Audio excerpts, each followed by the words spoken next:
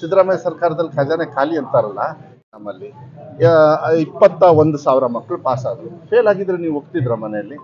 ಆ ಮಕ್ಕಳಿಗೆ ಫೀಸ್ ಏನು ತಗೊಳ್ತಾ ಇಲ್ಲ. ಸಿದ್ದರಾಮಯ್ಯ ಸರ್ಕಾರದಲ್ಲಿ ಖಜಾನೆ ಖಾಲಿ ಅಂತಾರಲ್ಲ, ಸುಮಾರು 2,70,000 ಮಕ್ಕಳಿಗೆ ನಾವೇನು ಎಕ್ಸಾಮ್ ತಗೊಂಡಿದ್ದಾರೆ ಅವ್ರಿಗೆ ಯಾರಿಗೂ ಫೀಸ್ ತಗೊಳ್ಳಿಲ್ಲ. ಯಾಕಂದ್ರೆ ಇವರೆಲ್ಲ ಬಡವರು, ಕೂಲಿ ಮಾಡೋರು, ಹಿಂದುಳಿದವರು, ಇವರೆಲ್ಲ ಮುಂದೆ ಬರಬೇಕು ಅಂತಕ್ಕಂಥ ನಿಟ್ಟಿನ ಮೇಲೆ ನಾವು ಮಾಡಿರ್ತಕ್ಕಂಥದ್ದು. ಅದು ಒಳ್ಳೆ ರೀತಿಯಲ್ಲಿ ರೆಸ್ಪಾನ್ಸ್ನ ಮಕ್ಕಳು ಉತ್ತರ ಕೊಡ್ತಾರೆ. ಮಕ್ಕಳಿಗೆ ಪೌಷ್ಟಿಕಾಂಶ ದೃಷ್ಟಿನಲ್ಲಿ ಮೊಟ್ಟೆ ಕೊಡ್ತಾ ಇದ್ರು. ಹೌದು, ಖರೀದಿಗೆ 5 ರೂಪಾಯಿವರೆಗೂ ನಿಗದಿ ಮಾಡಿದ್ರ, ಅದು ಈಗ ಹೊರಗಡೆ 8 ರೂಪಾಯಿವರೆಗೂ ಇದಾಗ್ತದೆ. 8 ರೂಪಾಯಿ ಅಂದರೆ ಅದೇನಾಗುತ್ತೆ, ನಾವು ಏನೇ ಮೊಟ್ಟೆದು ನಿಗದಿ ಮಾಡಬೇಕಾದ್ರೆ ನ್ಯಾಷನಲ್ ಸೆನ್ಸಸ್ ಇರ್ತದೆ. ನ್ಯಾಷನಲಲ್ಲಿ 4 ರೂಪಾಯಿ 75 ಪೈಸೆ ಈ ಥರ ಎಲ್ಲ ತೋರಿಸ್ತದೆ. ಕೆಲವು ಸತಿ ಏನಾಗುತ್ತೆ, 100 ಜನರ ಮಕ್ಕಳಲ್ಲಿ 90 ಜನರು ಬಂದಿರ್ತಾರೆ. ಅವಾಗ SDMC ಅವ್ರು ಸ್ವಲ್ಪ ಮ್ಯಾನೇಜ್ ಮಾಡ್ತಾರೆ.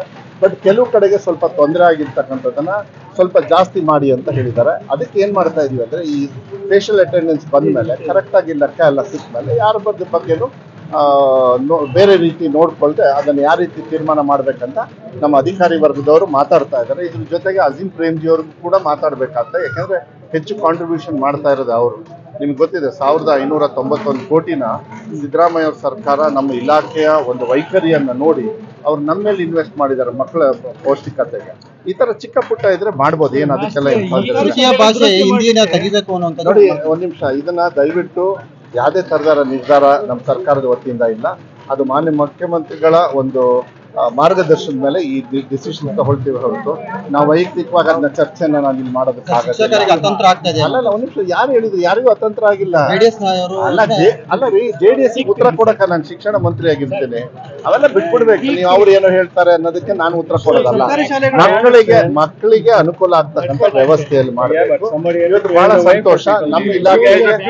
ನಮ್ಮ ಇಲಾಖೆಗೆ ಬಹಳ ಒಂದು ವಿಶ್ವಾಸವನ್ನು ಇಟ್ಕೊಂಡು ಇವತ್ತು ಕೋಟ್ಯಾಂತರ ರೂಪಾಯಿನ ಹೊರದೇಶದಲ್ಲಿ ಇದ್ರು ಕೂಡ ಅವರ ಗ್ರಾಮದಲ್ಲಿ ಮತ್ತೆ ಇಲ್ಲಿ ಇರ್ತಕ್ಕಂಥ ಮಕ್ಕಳ ಮೇಲೆ ಪ್ರೀತಿಯಿಂದ, ಯಾಕಂದ್ರೆ ಇಲ್ಲಿ ಓದಿ ಅಲ್ಲಿ ಹೋಗಿರ್ತಾರೆ, ನಮ್ಮ ತರ ಸಾಧನೆ ಎಲ್ಲರೂ ಮಕ್ಕಳು ಮಾಡಬೇಕು ಅಂತಕ್ಕಂಥ ನಿಟ್ಟಿನಲ್ಲಿ.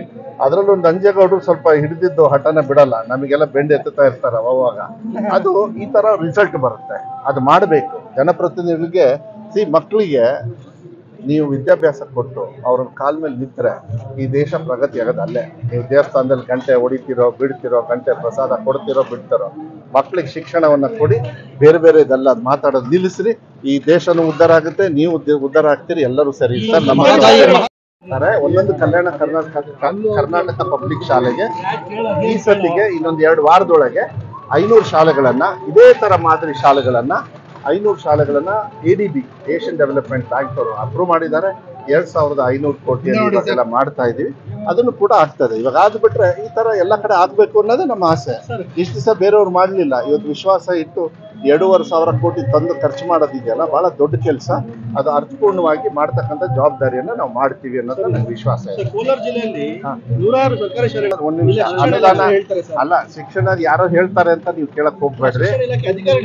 ಅಧಿಕಾರಿಗಳಲ್ಲ. ಏನಾಗ್ತದೆ, ದುರಸ್ಥಿತಿ ಅಂದಾಗ ಒಂದು 100 ರೂಮ್ಸ್ ಬೇಕಾಗುತ್ತೆ. ಒಂದೇ ಸತಿ ಕೊಡಕ್ಕಾಗದೆ ಅದು 20, 15, 20 ಈ ತರ ಕೊಡ್ತಾ ಹೋಗ್ತೀವಿ. ಅದನ್ನ ಒಂದೇ ಸತಿ ಅಲ್ಲ. ಈ ದುರಸ್ಥಿತಿಗೆ ಯಾರಪ್ಪ ಕಾರಣ? 15 ಲೆಕ್ಕ ಮಾಡಿದ್ರ ಕೇಳ್ಬೇಕಲ್ಲ.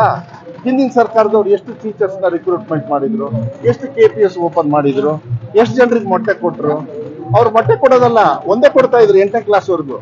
ಸಿದ್ದರಾಮಯ್ಯ ಸಾಹೇಬರು ಗ್ಯಾರಂಟಿ ಜೊತೆಗೆ 2 ಮೊಟ್ಟೆ ಮಾಡಿದ್ರು. ಇದನ್ನ ನಂಬಿಕೆ ವಿಶ್ವಾಸ ಇಟ್ಟು ಅಜೀಂ ಪ್ರೇಮ್ಜಿ ಅವರು 1,500 ಕೋಟಿ. ಇಂಥದ್ದನ್ನ ನೀವು ಪ್ರಶಂಸೆ ಮಾಡಬೇಕು.